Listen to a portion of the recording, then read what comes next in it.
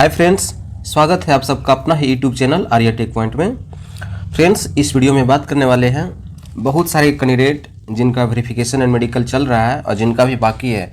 करीब करीब फ्रेंड्स अभी 80 से 90% स्टूडेंट्स का बाकी है, जो बहुत सारे उनके मन में क्वेरी था। जैसे मेन क्वेरी क्या है उसके बारे में बता देते हैं।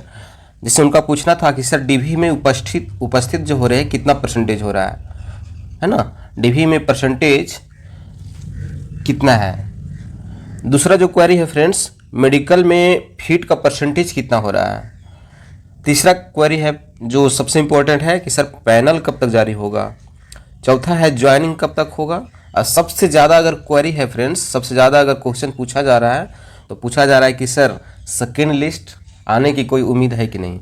फ्रेंड्स, यही सब मेन जो इम्पोर्टेंट क्वेरी है उसी के बारे में बात करेंगे और क्या रिव्यू मिला है स्टूडेंट्स के द्वारा जिनका मेडिकल एंड डॉक्यूमेंट्स वेरिफिकेशन हो रहा है और जिनका हो गया है उनके द्वारा जो मिला है उन्हीं के बारे वो जो बोला है फ्रेंड्स उसी के बारे में हम बताएंगे कि वो क्या क्या जवाब दिया। उन्हीं से पता चल पाया कि जो उपस्थित का परसेंटेज है वो कितना है और मेडिकल एग्जामिनेशन में जो फीट हो रहा है उसका परसेंटेज कितना है। उन्हीं के द्वारा बताया हुआ मैं आपको बताऊँगा फ्रेंड्स। आप लोग पूरी वीडियो में बने रहें, है ना, आपको बहुत हेल्पफुल होगा, है ना। जैसे क्या है आप लोग जैसे देखेंगे, जैसे इस प्रकार से मैसेज आ रहा है फ्रेंड्स। जैसे ये चेन्नई बोर्ड का है, जिनका सभी का आ गया होगा, जिनका मेडिकल एंड डॉक्यूमेंट्स वेरिफिकेशन होने वाला है। तो इसमें जो लिखा हुआ है फ्रेंड्स, क्या लिखा हुआ है आप लोग ध्यान से देखिएगा। लिखा है ये रोल नंबर दिया हुआ है, you are advise to, Chennai के द्वारा भेजा गया है फ्रेंड्स। आप लोग देखेंगे you are advise to attend RRB Chennai at the address given below personally on 27 May 2025। मतलब 27 मई को, है ना, जो चेन्नई का एड्रेस दिया हुआ है उस पर इनको जाना है वेरिफिकेशन करवाने के लिए एट 1:30 PM, है ना, on the block date as indicated in your call letter for verification of original documents against CEN 2/2024 technician grade 3। If you fail to appear on the allotted date, जो आपको date को allot किया गया है, जो 27 मई को आपका डेट है, बताया गया है कि अगर आप उस डेट में नहीं जाते हैं तो नो फर्दर चांस, है ना, आपको कोई चांस नहीं दिया जाएगा। Will be given and your candidature will be treated as cancel, है ना, आपकी कैंडिडेचर जो है वो कैंसिल हो सकती है। And no correspondence in the regard will be entertained. You are advise to bring your call letter, बताया जाए आपको सलाह दी जाती है कि आप अपने साथ कॉल लेटर ऑफ CBT, है ना, अलॉन्ग विथ प्रूफ। बताया जा रहा है कि CBT का कॉल लेटर एंड क्या with proof of age and date of birth. Date of birth से संबंधित जो आपका सर्टिफिकेट है, जैसे मैट्रिक के सर्टिफिकेट में डेट ऑफ बर्थ वगैरह दिया रहता है तो उसको आप ले जाएंगे ओरिजिनल। एंड एजुकेशनल क्वालिफिकेशन, है ना, उसके बाद कम्युनिटी कास्ट या जो आपका कास्ट सर्टिफिकेट है उसको आप लेके जाएंगे। PWBD जो भी है, PWBD है तो वो अपना लेके जाएंगे। एक सर्विसमैन है तो वो अपना सर्टिफिकेट लेकर के जाएंगे, है ना। इन ओरिजिनल सभी क्या होगा, ओरिजिनल होगा। ये सब आपको ओरिजिनल लेकर के जाना है। Please bring 2 set of xerox copy, और जो कॉपी जो आप ले करके जाएंगे उनका 2 सेट जीरोक्स कॉपी करवा लेना है ऑफ ऑल डॉक्यूमेंट्स, जो भी डॉक्यूमेंट्स लेकर के जाएंगे उनका। एंड सेल्फ अटेस्टेड, उसको आप अपने से सेल्फ अटेस्टेड करके 2 जीरोक्स कॉपी लेकर के जाएंगे as per the details instruction in the e call letter. और बताया जा रहा है कि और बाकी डिटेल्स से जो इंस्ट्रक्शन दिया हुआ है, जो मेडिकल्स एंड DV के लिए जो आपका एडमिट कार्ड जारी होगा उस पर फुल डिटेल्स इंस्ट्रक्शन दिया हुआ, आप उसको अच्छी तरह से पढ़ लें। इसका बताया जा रहा है कि you are also instructed to adhere to the special notes as given in the e-call letter, है ना, regarding uploading on the scanned copy of the documents in portals. दिया हुआ है ORMS करके दिया हुआ जो पोर्टल है। बताया जा रहा है कि डॉक्यूमेंट वेरिफिकेशन से पहले आप जितने भी education qualification and caste certificate का जो भी है, जितने भी प्रकार का आपका सर्टिफिकेट है वो इस पोर्टल पे आपको पहले से अपलोड करना है। एंड फोटो, सिग्नेचर और आधार कार्ड। फ्रेंड्स, फिर बताया गया बेस्ट विशेष फ्रॉम RRB चेन्नई के द्वारा भेजा गया यह मैसेज था। तो फ्रेंड्स, आप समझ गए होंगे डॉक्यूमेंट्स वेरिफिकेशन में जाने से पहले इस पोर्टल पे जाकर के आपको सारी कागजात को अपलोड करना है, ओरिजिनल को, है ना, ओरिजिनल को अपलोड करना है। अब फ्रेंड्स, इसके पहले मैं वीडियो बना करके आपको समझा दिया था कि क्या प्रॉब्लम है, नहीं है, कैसे अपलोड करना है। सो आप पीछे वाले वीडियो में जा करके देख सकते हैं, पहले वाला वीडियो में। फ्रेंड्स इसी से संबंधित बहुत सारे जो क्वेश्चन आ रहा है, बताया जा रहा है कि सर इस पोर्टल पर डॉक्यूमेंट्स अपलोड नहीं हो पा रहा है। ये जो रेलवे के द्वारा जो पोर्टल दिया हुआ है इस पर क्या हो रहा है, डॉक्यूमेंट्स अपलोड नहीं हो पा रहा है। फ्रेंड्स आप लोग कोशिश करते रहें, मेरा सजेशन है कि जब तक ये पोर्टल जो है वो बताया गया है कि आपका जिस दिन डीवी होगा उसका डीवी से 10 दिन पहले ओपन होगा और जिस दिन आपका डीवी खत्म होगा उस दिन ये पोर्टल बंद हो जाएगा। तो इस बीच फ्रेंड्स आप लोग कोशिश करते रहें, है ना। कभी भी अगर इसका सर्वर बहुत इशू रहता है तो इस 10 दिन के बीच में कभी भी अपना डॉक्यूमेंट्स को अपलोड कर सकते हैं। तो इसी में बताया जा रहा है, बहुत सारा कैंडिडेट्स का क्वेश्चन था जो कमेंट्स के द्वारा पूछा गया था कि सर मेरा तो अपलोड ही नहीं हो पा रहा है, मैं तो बहुत कोशिश की अपलोड नहीं हो पा रहा है। तो फ्रेंड्स नहीं अपलोड हो पा रहा है तो आप लोग टेंशन ना लें, इससे कुछ होने वाला नहीं है ना। ये डिजिटली रूप से आपका डॉक्यूमेंट्स को मांगा था, ये ज़्यादा इंपॉर्टेंट नहीं है। आपको फिजिकली रूप से वहाँ पर प्रेजेंट होना है, जो आपको टाइम दिया गया है उस फिजिकली रूप में आपको वहाँ पे टाइम जो दिया हुआ है वहाँ पे उपस्थित होना है और वो आपका जितने भी डॉक्यूमेंट्स हैं ओरिजिनल को चेक करेंगे। वही डॉक्यूमेंट्स को चेक करेंगे वो सब जो आप फॉर्म फिलअप करते समय जो भी डाटा दिए थे, नाम, पिता नाम, डेट ऑफ बर्थ, उसके बाद कास्ट सर्टिफिकेट का जो आप डिटेल दिए होंगे, जैसे ओबीसी है चाहे SC ST है, उसका सर्टिफिकेट नंबर मांगा गया था, वो certificate number and date of issue जो था वो सब को ही चेक करने वाला है। बाकी अदर कोई भी क्वालिफिकेशन या कोई भी अदर सर्टिफिकेट को चेक करने वाले नहीं है।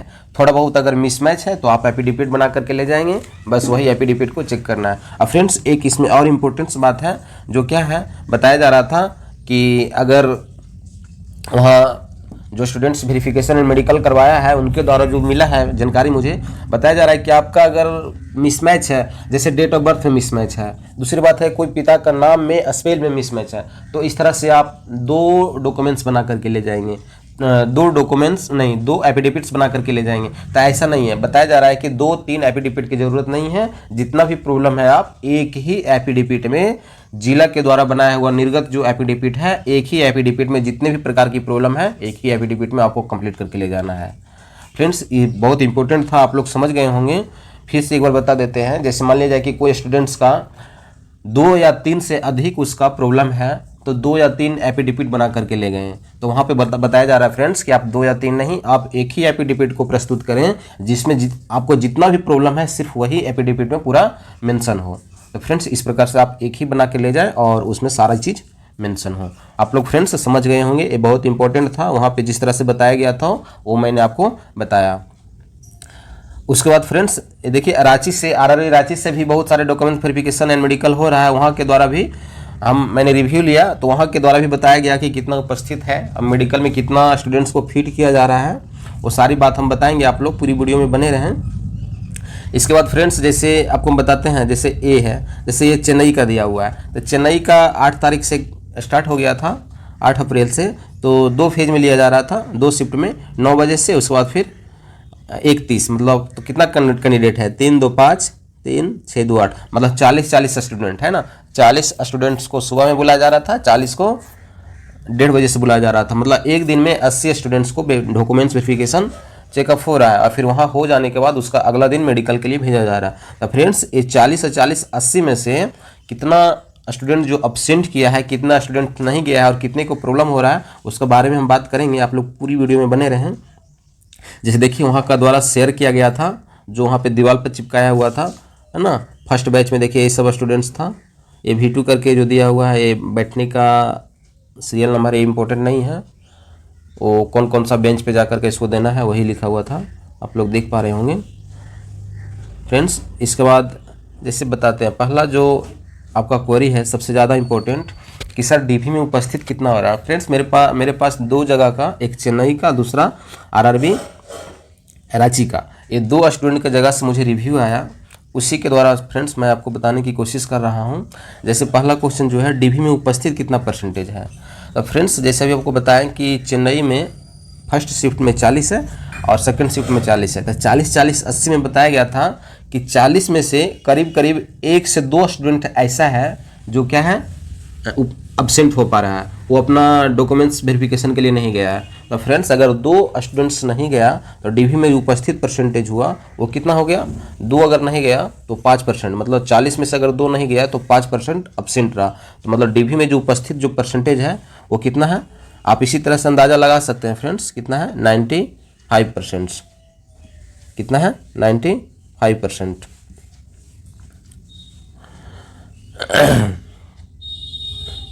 95% डीवी में उपस्थित कितना हो रहा है 95%।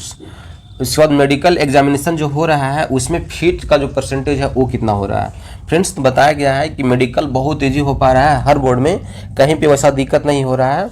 और किस प्रकार से हो रहा है वो तो बता ही दिए थे आपको पहले वाला वीडियो में, आप लोग जाकर के देख लेंगे। इसमें सिर्फ वही बात करेंगे कि मेडिकल एग्जामिनेशन में फीट का जो परसेंटेज है वो कितना हो रहा है। फ्रेंड्स मेडिकल फीट में बहुत करीब करीब सबको पास कर दिया गया। बताया जा रहा था कि 20-20 करके बैच बनाया गया था, 20 में से 19 स्टूडेंट ऐसा था जिसको पास कर दिया गया है, एक स्टूडेंट को वहाँ पे रोक दिया गया था और बताया गया था कि आपको नेक्स्ट डे आना है।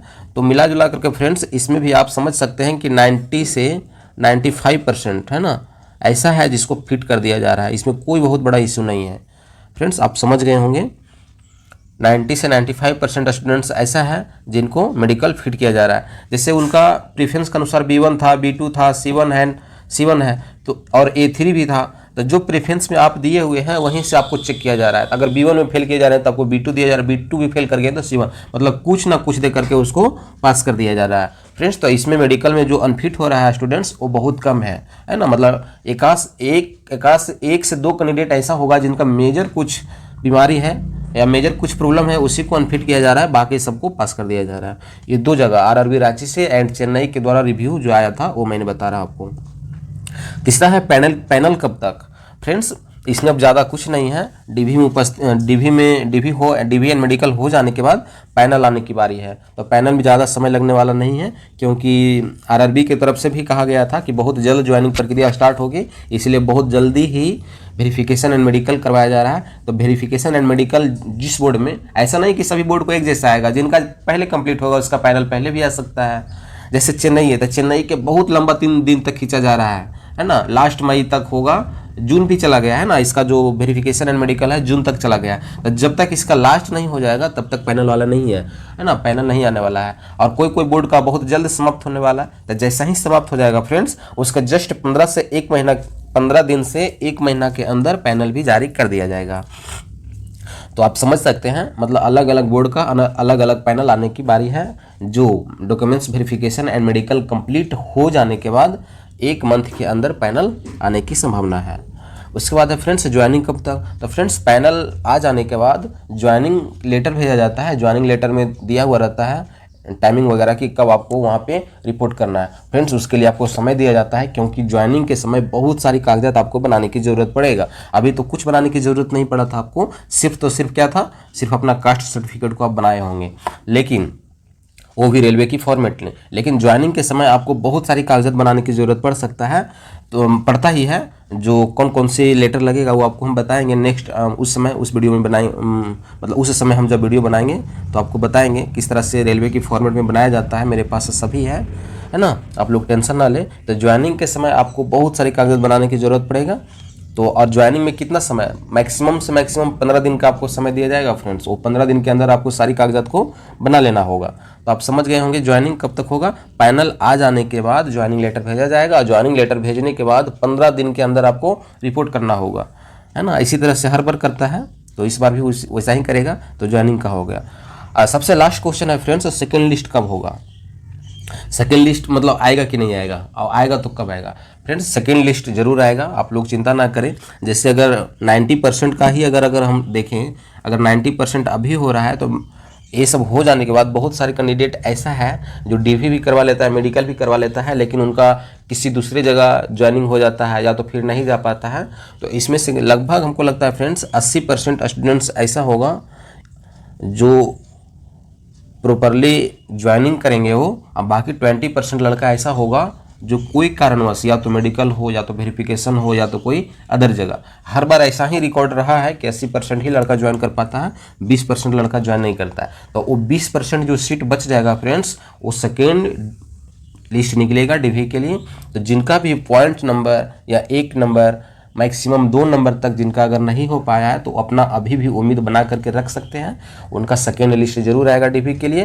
क्यों? क्योंकि 1:1 रिजल्ट में फ्रेंड्स कभी भी पूरा होने वाला नहीं है, सीट खाली रहता ही रहता है, इसलिए आप लोग टेंशन ना ले। आप लोग देखते होंगे रेलवे का प्रीवियस जितना भी हुआ है, second list, third list, fourth list, इस तरह से निकाला जाता है। तो अबर तो 1:1 ही है, अबर तो आना ही आना है। तो आप थोड़ा समय जरूर लगेगा।